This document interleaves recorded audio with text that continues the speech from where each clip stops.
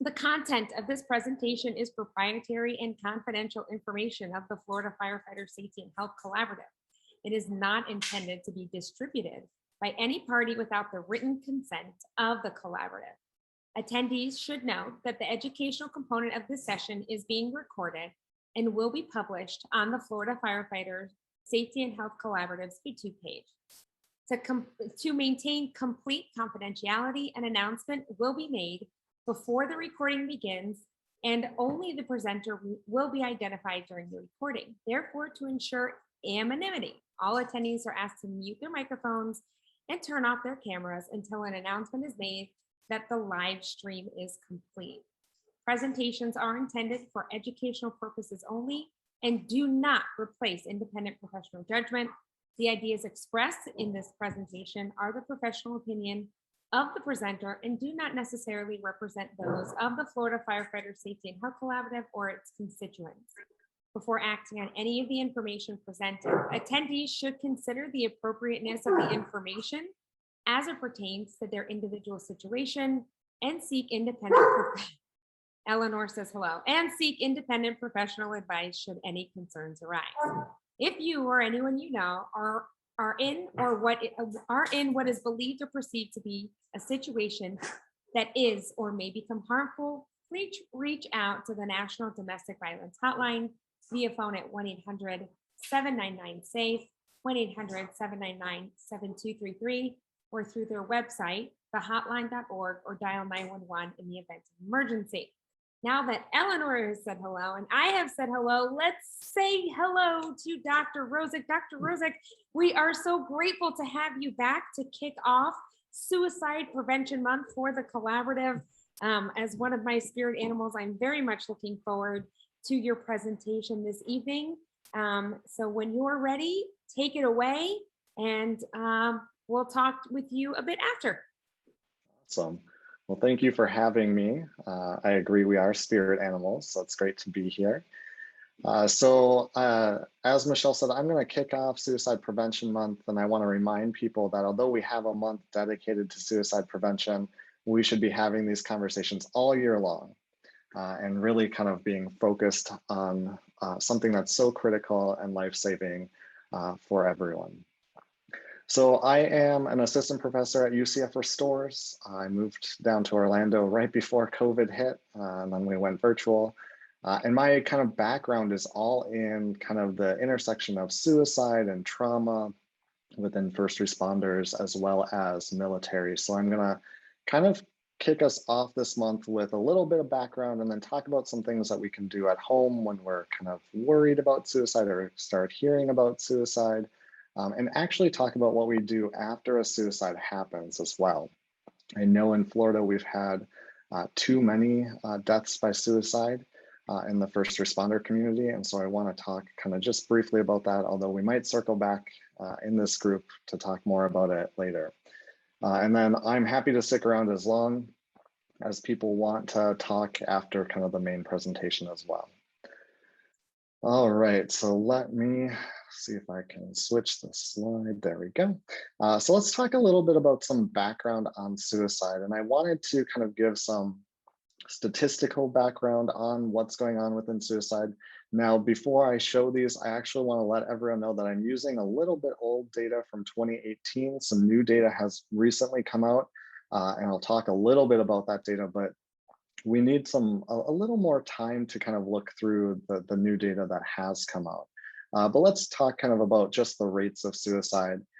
So rates of suicide in the US have steadily been increasing since the 2000s, early 2000s, and they've continued to go up. Now, the newest data actually shows that we're starting to level off, which is a good sign, although we're starting to see rates in suicides or death by suicide increase in specific groups. So some historically marginalized groups, we're seeing an increase, and first responders, we're seeing an increase.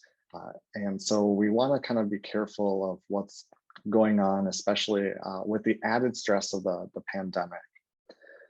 Now, we also know that suicide is one of the 10th leading cause of death in the US. Almost 50,000 Americans die by suicide a year, and there's over 1.4 million suicide attempts a year. So this is something that impacts a lot of people. Now, one thing I also wanted to highlight are just the different means used to either attempt suicide and also that cause death by suicide. And what you'll see kind of overall is we see firearms are our top method used when people die by suicide. Interestingly, we see it a little bit more in males and actually a bit less in females, but still the top method chosen. And so I wanted to start this presentation off with that because I want to mention how important storing firearms safely. And these can be just very minimal adaptations, storing the ammunition separate or not having the gun loaded so that you have one extra step. We can actually, there's a lot of data out there showing that if we do simple things like storing it in a gun safe or at the trigger lock, that we actually can prevent a lot of deaths by suicide. So I wanted to throw that out there at the beginning as we go. And one other piece I wanted to talk about was the language of suicide. So one thing that we're really working on within kind of the suicide prevention community is really kind of destigmatizing and taking away some of the negative language. Instead of saying things like committed or completed or quote, successful suicide, we stick to an individual who died by suicide. And you'll hear that throughout this presentation, but I like to highlight it in groups like this because we can really start to kind of be the change and kind of make sure that we're using appropriate language. All right, so those are some of the stats, but let's talk about some of my favorite things, which are the myths about suicide, because these come up over and over again in all of my conversations with people. And so I have 6 that I'm going to share with you tonight so that we can kind of go through them. Now, many people have heard this myth and know that it's a myth, but the first one we always start with is that talking about suicide with someone or mentioning suicide to someone when you're kind of having that conversation or worried about them means that it'll increase risk for suicide. We have tons of data out there now showing that asking directly about suicide does not increase the risk for suicide. And that's going to be really, really important for us to know, because when we're talking to for those of you that are first responders, when you're talking to a peer or you're talking to your significant other about this, we want to ask directly. Second myth we have here is that only people with a mental health diagnosis are suicidal or have suicidal thoughts.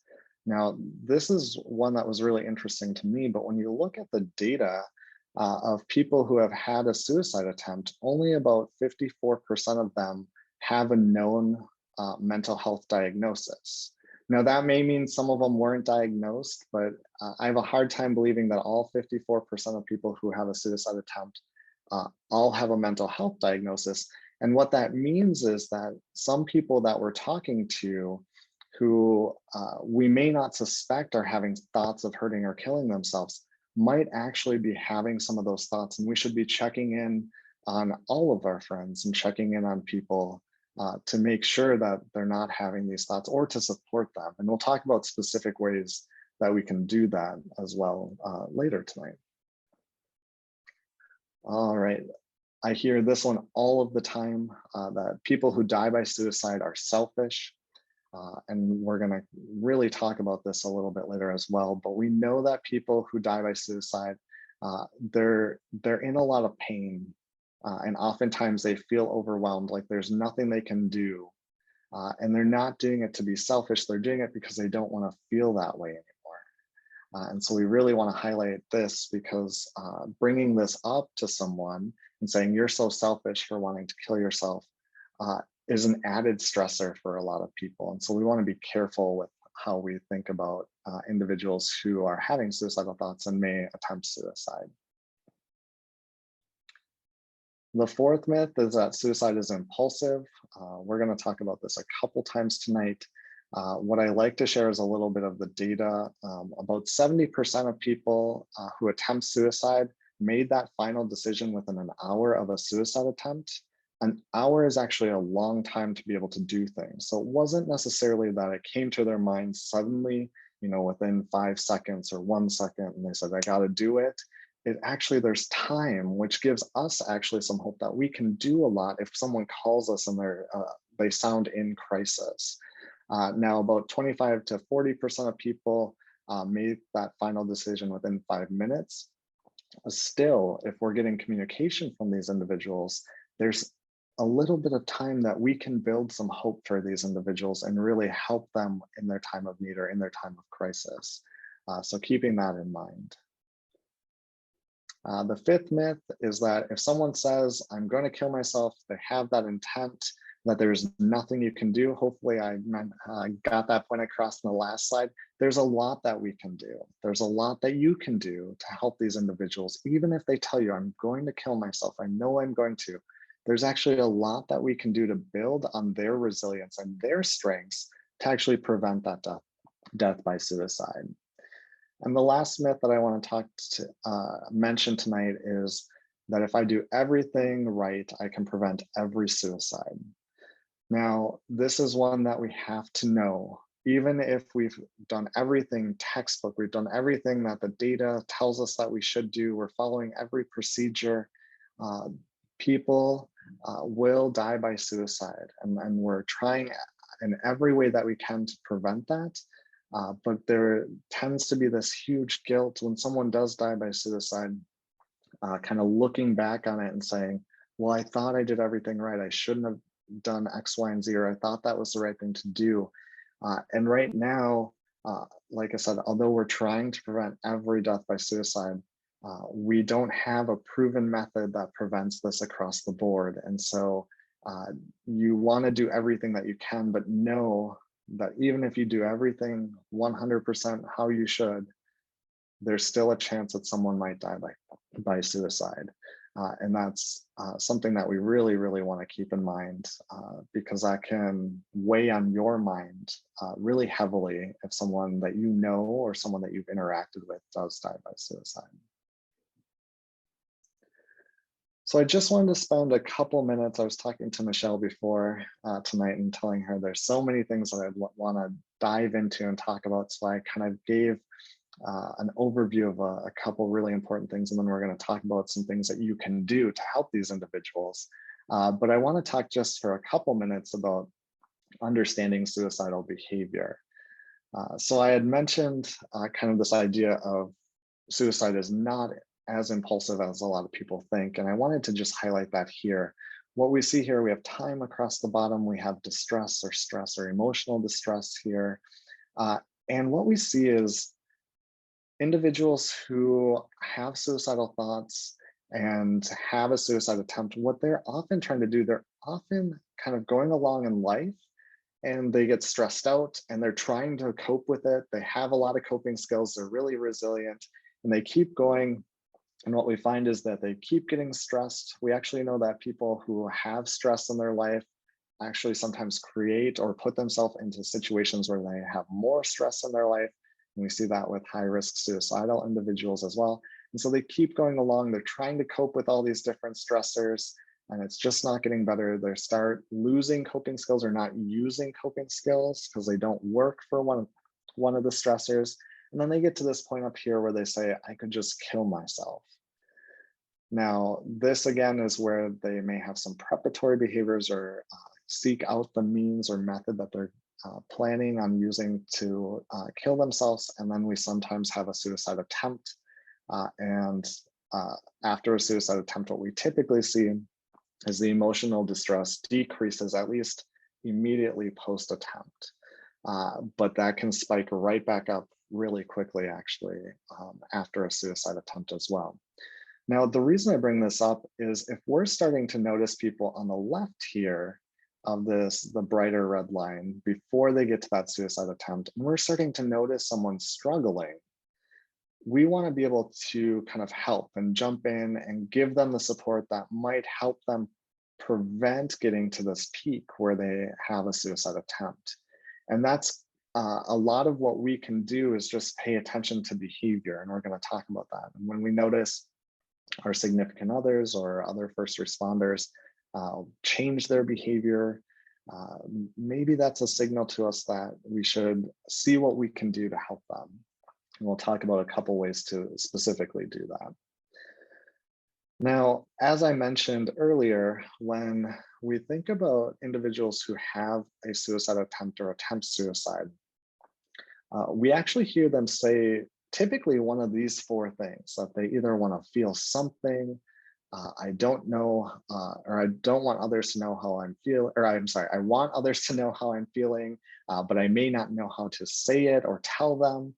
I maybe want to avoid doing something. We see this in some high-risk suicidal individuals. But the number one reason that we hear people say that they have attempted suicide, the reason why is that they want to stop feeling bad. They feel so overwhelmed, they don't know what to do.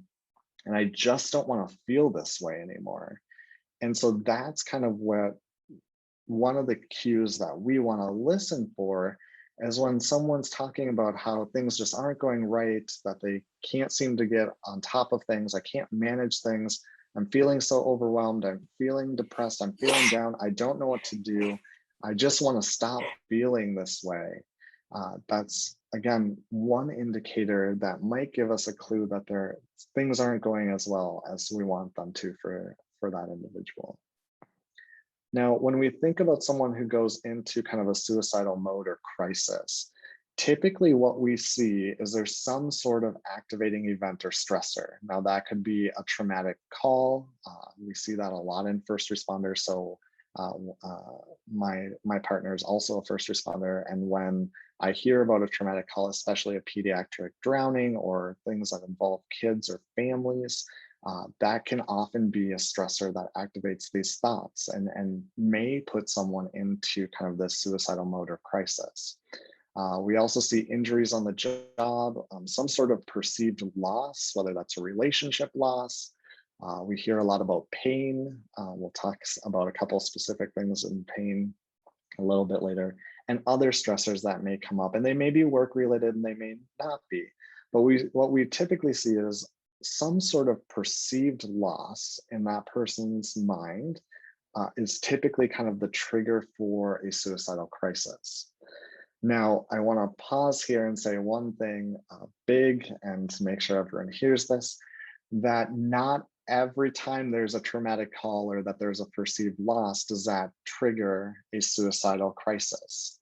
Again, especially within first responders, we know that they're really resilient. We know that they go to a lot of these calls, but it may be one of those calls that we hear them bring home and they're talking about it and they can't get it out of their mind and it's sticking with them, longer than normal.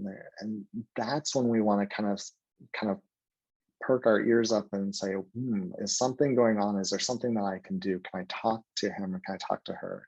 Can I talk to them about what's going on? But again, something to kind of think about as we're around first responders and when they're at home with us, kind of what are they talking about? What's going on at work? What's going on in other aspects of their life, with their friends, with their family? What's going on with you and them? So just thinking about kind of how we can start to hone in on some risk factors. Now, one of the questions I get asked a lot about is mental health and suicide and kind of some of the common mental health symptoms that we see that are related to suicide. Now, the kind of common one that people talk a lot about is depression. And so what we see with depression is when people have some of these thoughts related to I'm a burden, I'm broken, that loneliness. It's interesting actually in men, we see that depression often is presented or told to people as pain.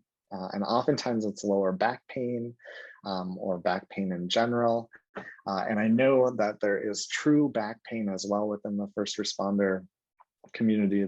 There's a lot of equipment that you're putting on, but sometimes when people get depressed, they actually say the pain levels increase. And so we want to kind of be on the lookout for that. Now, depression, what we know is actually pretty strongly linked with kind of having those thoughts of suicide, so that thought of hurting or killing yourself. And it is a risk factor for suicidal behavior, but I'll talk about trauma. But trauma is really our kind of biggest risk factor for suicide attempts that we see in the data now.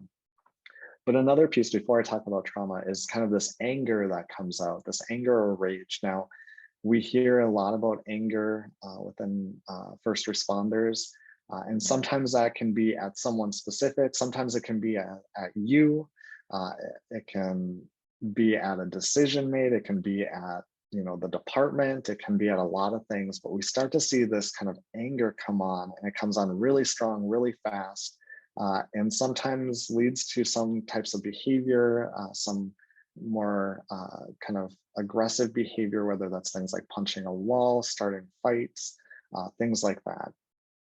And as I mentioned, trauma, kind of the other area that I want to talk about is a lot of times when first responders are put into some of these traumatic situations over and over, and there may be one particular one that kind of sticks with them, or a type of event that sticks with them. They start having thoughts of I'm weak, they avoid kind of different aspects of their job, and sometimes even aspects at home with their family. They get angry, they kind of have this negative shift in their worldview. So the world's bad, I can't trust anyone, I got to protect my family, I can't let my kids do X, Y, and Z because I saw when they do that, what can happen. And kind of this really big increase in hypervigilance. And so we see these kind of symptoms and trauma related to suicide and suicidal behaviors. We also see this with anxiety, so an increase in anxiety. I didn't mention on kind of the perceived loss, but finances, so a lot of anxiety around finances, whether that's a loss of job or just feeling like they can't meet ends meet. What's going on in society and some of the different stressors related to the first responder world can really have an impact and increase anxiety and potentially increase that risk for suicide. And even some of the uncertainty that's happening that we see within the pandemic, for example, that we don't know when it's going to end, if it's going to end, what kind of my job is going to look like, and kind of all of those aspects. We also see a lot of helplessness. So feeling like I can't figure out, I'm feeling bad and I can't figure out how to make myself feel better. And we see in first responders, they're problem solvers. So when they have this kind of feeling of, I don't know what to do, I can't feel better, or I'm feeling so bad and I don't know what to do, why can't I figure out a solution? Why can't I make this better? And it really actually takes a lot of energy to kind of keep those wheels spinning, and to the point where you might start to hear some helplessness. And that's, again, linked to that suicidal thoughts and behaviors. And sometimes we see there's some ambivalence. They're not really sure, I'm not feeling good, but I'm not sure if suicide is or isn't an option. And it's kind of this ambivalence, and you might hear some language that's scary. And it can be really difficult to work with. And to talk to kind of get them to figure out kind of what's going on in their head. And so we see a lot of ambivalence within individuals who are having those suicidal thoughts and the suicidal behaviors. So let's talk about some things that we can do when we talk to individuals that we may hear, whether that's our significant others, whether that's another first responder. But how do we talk to suicidal individuals? And before I get to that, I wanted to say one thing that we hear a lot of is we hear first responders say, well, our significant others of first responders and first responders actually say, when I talk to someone and they bring up suicide, I either get scared, anxious, angry, scared because what can I do? Are they going to be okay? What should I be doing? I don't know if they're going to be safe. Anxious. So we actually see this in some first responders as well. What happened after the call? I'm worried about someone at work. I'm worried about, this very big event that happened. And we've had a few of those, and we've had some pretty impactful events in the last year. Also, kind of after you talk to someone who, if they're your significant other or a peer, did I do everything I could? Is there something more I should have said? And that can create anxiety in us. And sometimes we actually feel angry when someone tells us that they're having thoughts of hurting or killing themselves. And sometimes we have those thoughts of why? Why are they having these thoughts? I don't understand it. And we can be really critical of kind of them disclosing to us that they have some of these thoughts or that they're feeling overwhelmed. Now, these are really important. And the reason I bring these up is we have to kind of keep tabs on ourselves when our significant others or when our first responder tells us these things, so that we don't come off as having these strong emotions that could maybe feed into how they're feeling. So if I come off as really anxious when talking to someone who just told me that they're having these thoughts of hurting or killing themselves, I may have them close down on me because they're like, oh, now I've just made them anxious. Now I've just made them scared. Now I've made them angry. I shouldn't tell them any of this. So we want to kind of keep tabs on our reactions as people tell us this, as our significant others tell us this.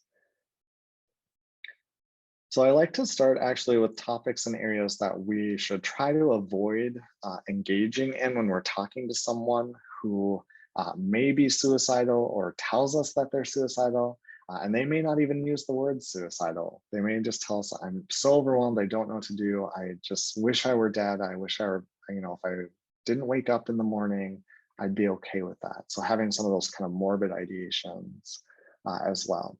But let's talk about a couple things that we should try to avoid. So I always tell people, avoid engaging in a power struggle. So people who are having these thoughts of suicide often feel that they don't have a lot of control in their life. And the kind of one thing I have control over in my life is whether I'm going to live or die. And so kind of getting into a power struggle with the individual can just kind of reinforce that idea of, oh, now one more person is telling me that I don't have any power or control over anything in my life. And it can actually really kind of lead to more stress in that person's life. So we want to kind of avoid these power struggles. And sometimes it may seem like they come up and we have to be aware of that. And like I said, kind of navigate around the power and control struggles that could potentially come up. One of the things that we hear actually in a lot of trainings that I want to get the word out there to not use is we don't want to use this phrase that suicide is a permanent solution to a temporary problem. And the reason is for that person who is having those thoughts of hurting or killing themselves, the problem or the stressor doesn't seem temporary to them. And as I showed you, they actually might have been dealing with a lot of different stressors. They're feeling overwhelmed. They're feeling like nothing's working. I don't know what to do. I'm feeling so bad and I don't want to feel this bad anymore. And this can be really invalidating to the person that is having those thoughts. And we want to not invalidate their feelings and their perception, especially when they're overwhelmed. It is not necessarily what reality is, but it's their perception, and they're adding more stress and they're trying their best. So we want to avoid that invalidation. The other thing that we want to do is we don't want to have people promise not to kill yourself. We hear this a lot, and there's actually some data out there that really suggests having people say they won't kill themselves or promise or sign a contract that they won't kill themselves actually can have the opposite effect. At best, it's neutral. At worst, it can be harmful. And we can sometimes see a rebound effect by just asking people, promise me or sign this that you won't kill yourself. It can actually increase risk for suicide. I already mentioned this one, but I like to make it its own point. Invalidating emotions is really, really important not to do. They may be feeling different emotions and we may not agree with how they're feeling, but their emotions are their emotions, and arguing over them or telling someone how they should feel does not help, especially when we're in a suicidal crisis or in kind of that overwhelmed state. One thing that I like to talk about is giving advice about things can actually backfire when someone's really in that suicidal crisis. So telling them what to do or telling them what you should do or what you think they should do doesn't always help. Instead, what we want you to do is support and listen and validate them. I have calling on here, I apologize. It's validating for telling you that they're feeling overwhelmed or that they're having those thoughts. It can be really, really important that we sit and listen when someone is in a suicidal mode or in that crisis mode, so that we can get kind of their understanding and let them actually express their emotions. The other areas that we want to avoid that some people talk about is kind of guilting and shaming someone who's in a suicidal crisis or kind of feeling overwhelmed. So I put a couple of the phrases that we hear actually too frequently that we want to avoid. So, you know, if you do this, you could go to hell. How could you do this to your family, your friends? Your life isn't that bad. You have so many good things going for you, or you have so many reasons to live. This is the idea originally behind these phrases, where if we can kind of add some of that pressure, that guilt and shame, maybe we can kind of stop the suicidal crisis. And what we see is these people adding that kind of guilt and shame as another stressor that actually can add on top of what's already going on. So we really want to avoid this as much as possible, and really at all if we can. All right, so let's talk about the things that we should do. We got the things that we shouldn't do, but what can we do? I mentioned this earlier in the myths. We want to be direct. We want to ask people if we're concerned about them. Are you having those thoughts of hurting yourself? Do you have a plan of hurting or killing yourself? Do you have kind of the intent to do it? Are you going to do it? What do they have at home? Do they have access to those means? So if someone tells me I'm going to go home, or one day I'm going to get home and I'm going to kill myself and I'm going to shoot myself. Do they have access? Can we do things to help make those different means safer? Can we store them different ways? And that doesn't mean necessarily that we have to take the guns totally away, but are there ways that we can store them safer? Can we store them with trigger locks? Can we store them in a gun safe? Can we store the ammo separately? Those things I mentioned before. But being direct, again, is not a trigger. It does not increase the risk for suicide. But if we're really concerned about someone, we want to be direct and ask those questions. We also want to spend some time, your significant others really well. And for those of you who are first responders as well, who know your peers, you know their behavior really well.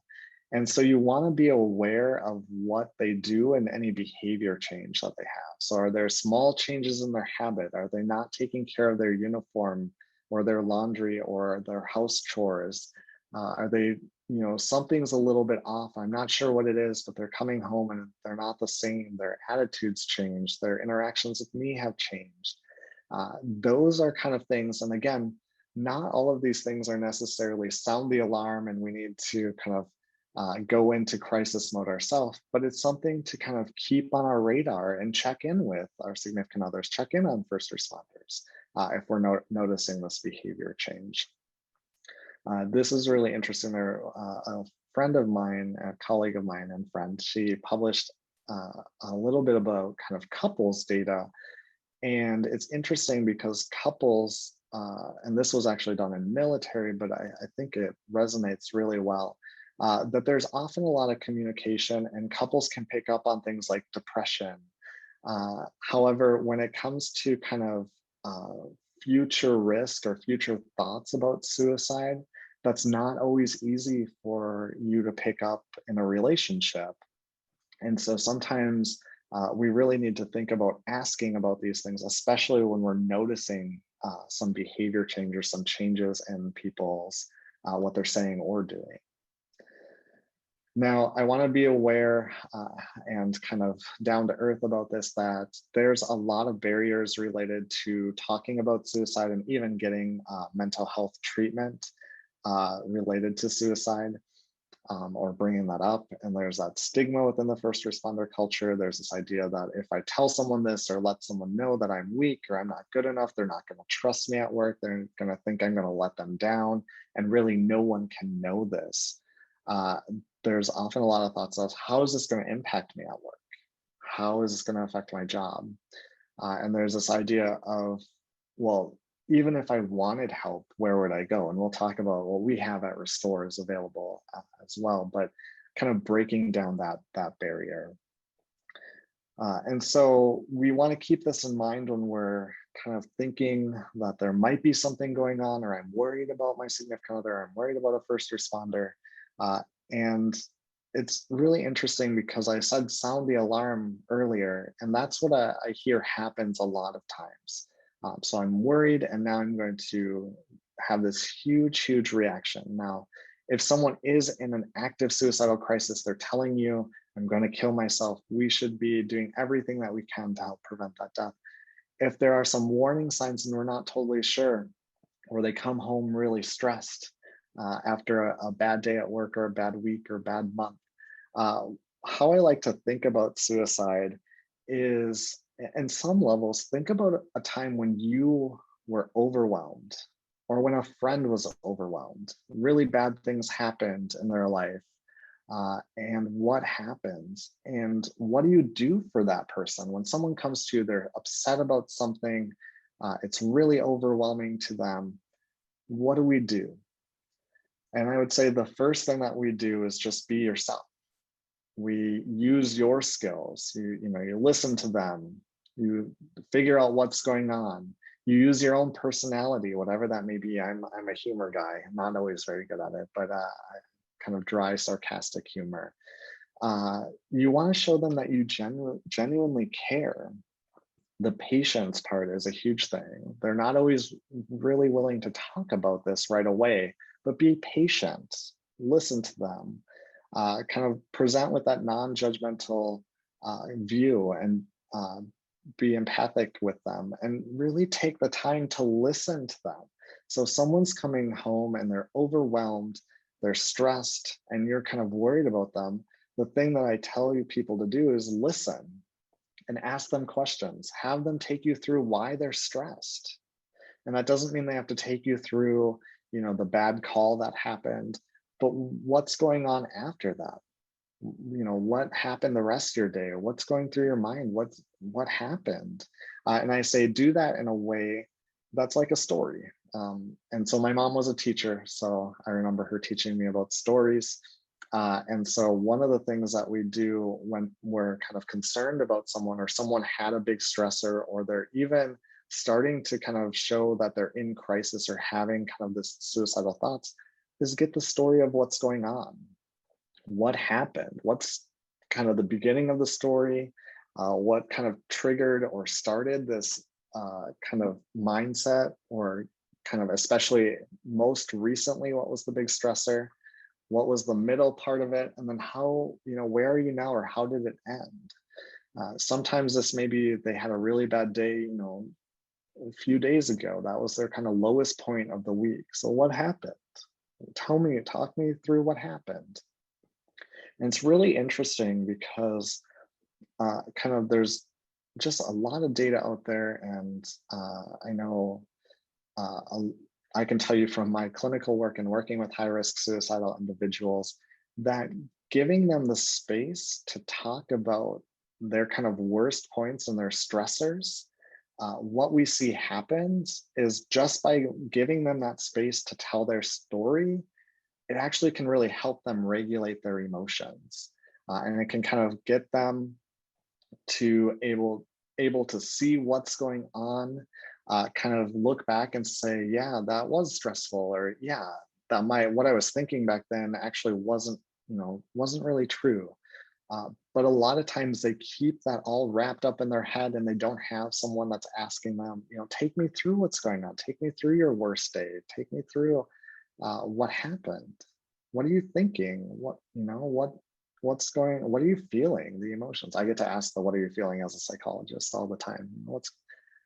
Tell me how you feel.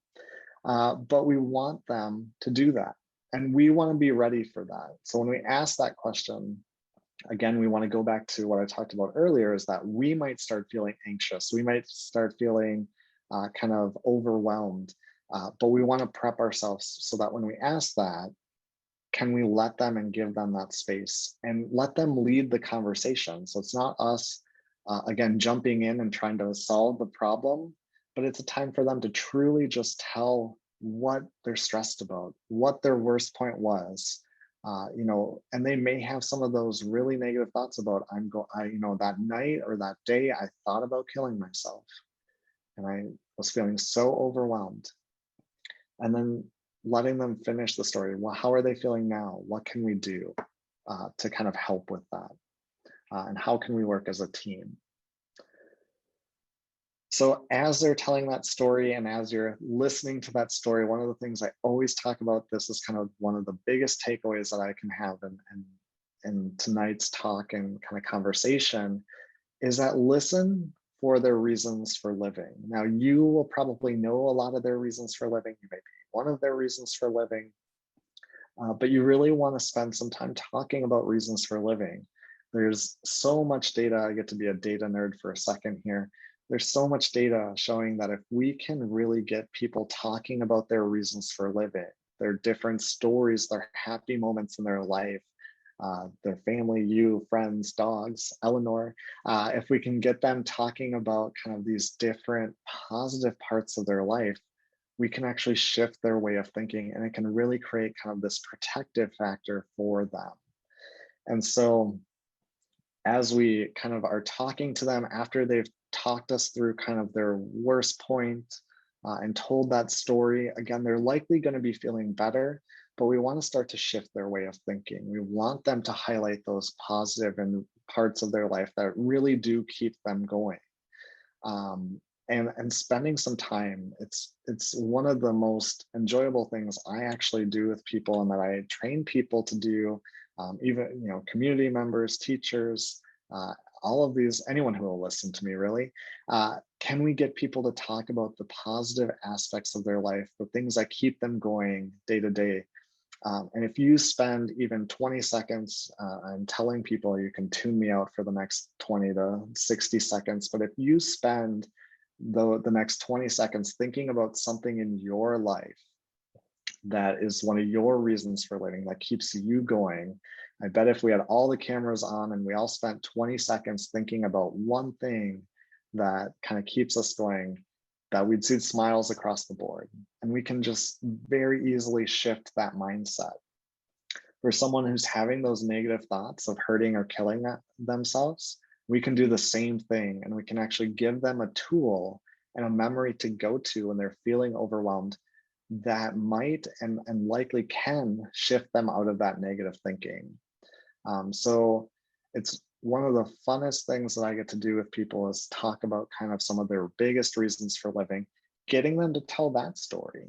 So is there a specific memory with us, your family or friends, that really kind of gets you thinking or smiling? Tell me about it. Walk me through that story. And it's so powerful.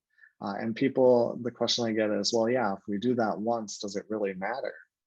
And I would say yes, because we're actually priming the pumps. And we could talk about neurocircuitry and stuff, but I'll save that for another boring time. But you can prime the pumps, that if you can get them kind of thinking about those reasons for living, they're going to be more salient. They're going to be able to recall those easier, and they're going to remember that conversation. So one of the things that we can spend time doing is talking about the different reasons for living, talking about your memories with your partners, things like that, and getting them to share some of those details. Now, the other piece that I like to always bring up is when your partner or when a first responder tells you that they're having these thoughts of suicide or hurting or killing themselves, what we really want to do is also develop some sort of plan. So can we have something in place that when you feel this way, we can do either together or that you can do for yourself? Or how can I be helpful when you're having these thoughts?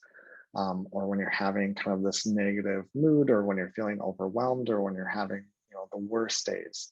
What can we do? What plan can we put in place? Now that may mean things like identifying some coping strategies that they can engage in, and maybe some things that you can do, or that they can give you some sort of, let you know that I'm not feeling very good today. And then is there something that you can do to be supportive? Now, we want to be really careful because we don't want significant others feeling like the only plan in place is that I have to do everything to keep my significant other alive. but it's really, what can I do to be supportive when you start feeling this way? And let's have a plan for you for things that you can do that will help kind of break the thought cycle that you might get in. We also want to bring up the idea of, what can a professional do? Is there someone that you might be able to talk to that we can connect you with? And I'll talk about, again, what Restores can offer in that realm as well. But what kind of plans do you have in place? These are often called safety plans or crisis response plans, and we want them to be focused on some sort of coping skills, often have some social support. Who can they call and reach out to, whether that's you or other friends or family that they can reach out to, or coworkers. But again, kind of developing a plan for the individual when they're feeling that way. And then I always want to highlight that checking in and being supportive, and when someone tells you, or your significant other tells you, I'm having these thoughts, and you kind of go through this and they say, hey, I'm feeling better. We still want to check in over time to see if it's come up again. Are there other things that we can do to change the plan to be even better for you? But kind of being there for the person, and it can have a huge impact actually on suicide prevention. Now, I put in one slide about this, and I could spend probably a whole day or longer talking about self-care. And I put the word real self-care here because a lot of the times what we hear about self-care is, you'll hear some sort of talk, and if you work at a lot of government agencies, you may have to take an online learning about self-care, and for whatever reason, almost every self-care presentation that I've seen says self-care is a bubble bath, going home and taking a bubble bath and reading a book, or some sort of example like that. And we want to be really careful, because what we want to do is, self-care is really individual. It's doing something for yourself, even if it's a very short time, even a couple minutes. I know, even listening to a song that kind of gets you into a more positive mood or makes you feel relaxed, 2, 3, 4 minutes, that is self-care. What works for me to help bring me some energy or help bring me some kind of relief that makes me feel better. And that's going to be really individualized, but making sure that you do that, especially when there's kind of this stress related to, my significant other just told me, or I know that my significant other has these thoughts of hurting or killing themselves. We need to take care of ourselves so that we can be there and kind of be part of that plan. If we're struggling, it makes it really tough to also kind of be there for the other person. And so we want to make sure that you all and we all engage in self-care and real self-care. So I want to talk just a couple minutes about what happens, or what we can consider doing after a suicide happens. So when someone dies by suicide, what's kind of the post-vention that takes place. So this may be, whether this is a friend or your significant other has died by suicide. A lot of times we forget about what should we do right after. We focus so much on kind of the prevention side, which we really do want to focus on and we should spend lots of time on. But as I mentioned, death by suicide does happen. And so what do we do after that? As I mentioned earlier, in Florida, we've had quite a few deaths by suicide in the last year within the first responder community. So we want to be kind of aware of what can we do. So the first thing I want to say is, you yourself are likely going to experience a lot of different emotions. That could be, from sadness to anger to rage to anxiety to worry about other people. Again, maybe some of those thoughts related to what should I have done, or I should have done more, things like that. But you may experience a wide range of grief-related emotions too. And so you want to give yourself some time and some understanding that these different emotions are going to come and go, and that you want to take care of yourself. The other piece is, I want to mention that you don't need to go through this alone, that there are a lot of ways that you can be supportive or supported within the first responder community, and also with some of the things that we offer at Restores that I'll talk about at the very end of tonight. But when we think about after a death by suicide, the first thing is, again, to take care of yourself. So doing some things like connecting with other people within your social community and social network and support network. You may consider seeking out some mental health support from a professional. Now, that doesn't mean it has to be, 12 years of therapy, but it may be that you need a booster, or that you need someone to bounce some ideas off and maybe talk about some of the grief that's coming up or some of the emotions that are coming up. You're going to want to watch, your partner, yourself, your friends for any behavior change.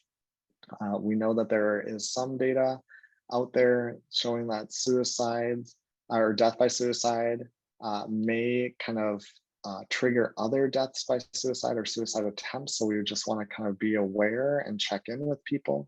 I say this, and I know this is one of the toughest things to do, but we want to try to do everything we can to get the best sleep we can. Now, that doesn't mean it's going to be, 100% perfect sleep, but we want to see what we can do to try to get ourselves rested and get some sleep, because we know sleep impacts everything. It impacts your mood, it impacts your thinking, it impacts your appetite, it impacts all aspects of our life.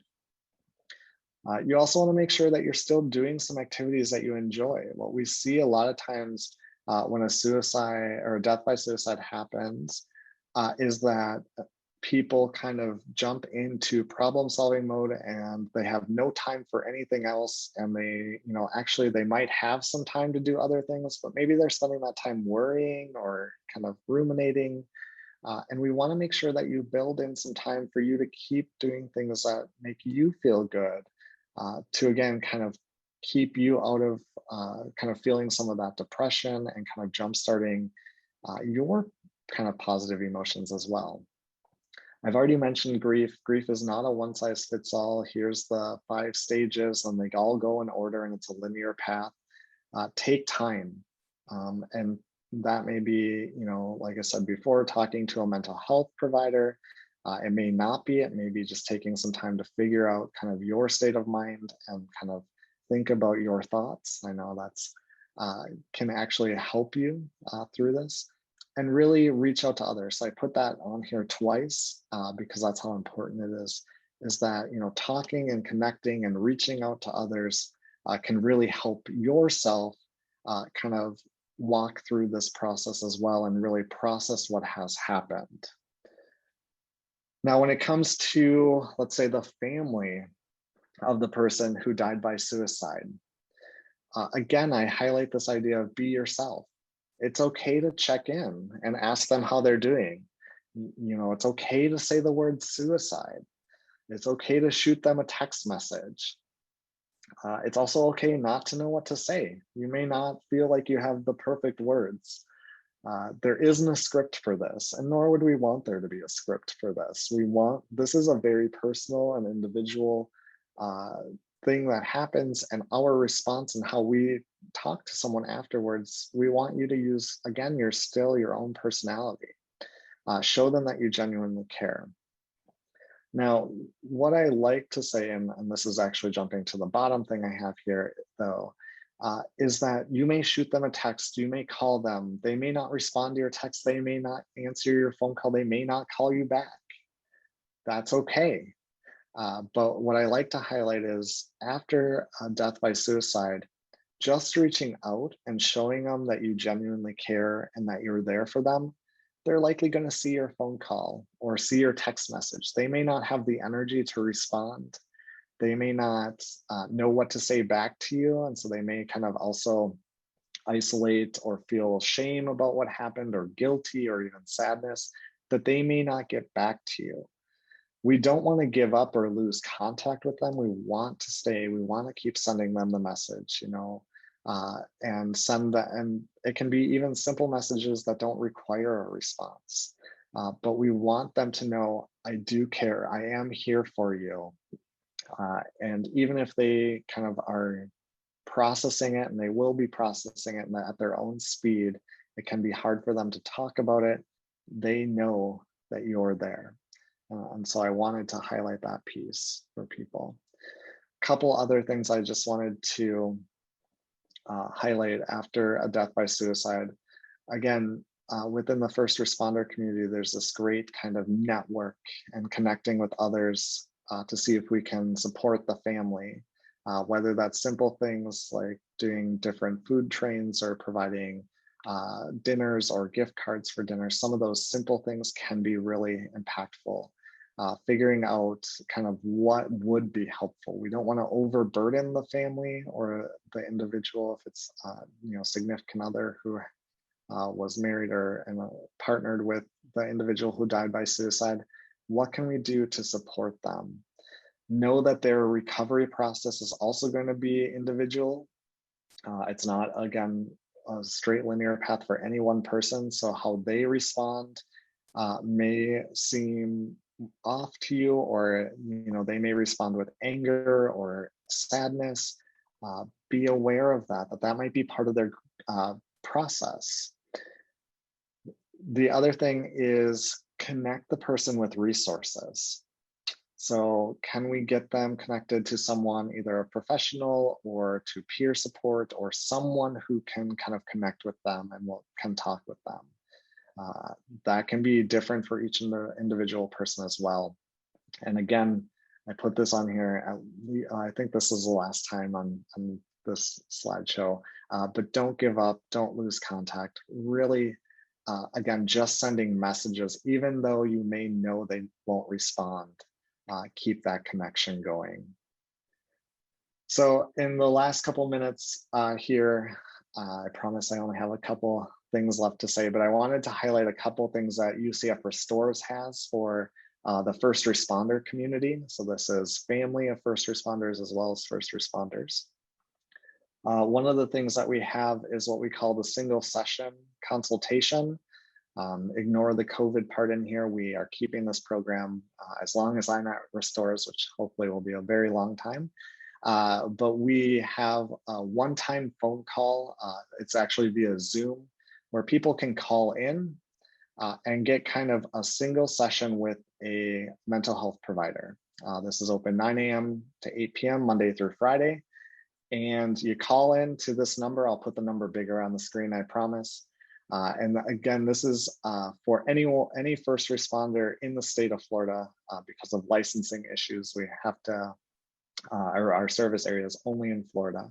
I know we have some people outside of Florida listening in tonight, but you can call this number and you can set up an appointment same day if you want to talk to a clinician. You have a 60-minute session. They give you they listen to what's going on and they develop a personalized plan for you. And then they let you know that they're going to call you in 2 weeks and check in. And they call you and say, hey, how are things going? Is there anything you need from us? And if you say no, we're not the car warranty people, I promise. We just call you that one time. And if you do need something from us, though, we can schedule you to see one of our mental health providers. And so that's kind of one of the things that we offer at RESTORES. And I wanted to put the phone number up here so people have that. That's for the single session. That's that one time. I think of it almost like a jump start. It can be really helpful after any sort of major event, whether that's a death by suicide or whether that's a suicide attempt or whether that's a really bad call or traumatic event that your significant other or first responder goes through. It's a one-time session for them. I wanted to show a picture that we do telehealth. So we do it all through the state of Florida. We do it via Zoom. Here you can see Chloe, one of our clinicians, right there. And the other thing that I just wanted to highlight is we do have a general clinic. We focus, again, for first responders and significant others that we can help with things like stress, trauma. We have a full blown, we specialize in PTSD, but we can help with other things like depression, anxiety as well. And so here's our clinic number, again, for first responders and significant others of first responders in the state of Florida. And then I wanted to put kind of some national resources in here. as well. So we have NAMI, the American Foundation for Suicide Prevention, SAMHSA, and the National Suicide Prevention Line all really have great resources for suicide prevention, talking about risks of suicide, support if it's after a death by suicide or a suicide attempt. So lots of resources out there from some great organizations. And then I wanted to leave everyone here just with my email address as well. If there are questions or follow-up from this presentation, I know we'll leave some time for some questions for those of you that have stuck around, but feel free to reach out to me at any time as well. So thank you again, Michelle, for having me. So grateful to have you to talk, and everything. Every time you talk, you bring something new. Before I stop that Facebook stream, real fast, I just want to remind people that National Suicide Prevention Lifeline number is 1-800-273-8255. UCF Restores again is 407-823-1657. I would also just like to draw people's attention once again to the Redline Rescue app as well. It's your match.com to either a peer supporter or a clinician in your area, free to use to both first responders and families. And we're very excited about it. So that is another amazing resource through UCF that we get to share with you to help you or your loved one get to the care that they need. Lastly, the last thing before we stop is to remember that this is an entire series, an entire month of suicide prevention. Dr. Rozek couldn't imagine a better person to kick off this series, and to remind everybody to please sign up for our next talk next Thursday, September 9th, where we'll welcome Chaplain Jeremy Hurd to discuss the integration and importance of spirituality in suicide prevention. Definitely a huge area to be discussing. Okay, I'm going to stop the recording. Dr. Rozek, so grateful to have you not only here this evening, but a part of the fire family, the first responder family in general. The last thing I'll add before I stop this recording is that Dr. Beidel, the head of this UCF Restores program, also expressed that there are some allocated monies towards treating first responders from out of state. So if you are out of state and you have a first responder that is living with PTSD or other disorders, give them a call. They have the funding. They'll set you up in a hotel, pay for it for 30 days, and get you into treatment that's been proven to work. So don't be afraid to utilize UCF Restores as one of your resources for treatment.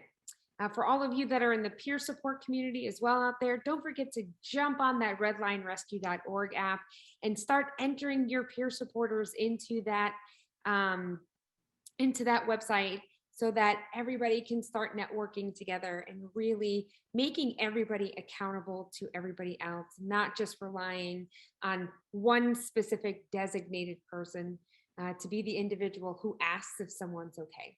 So Dr. Rozek, I'm going to turn off the recording. Thank you again. Thank you to everyone who joined us, and we'll see you next time.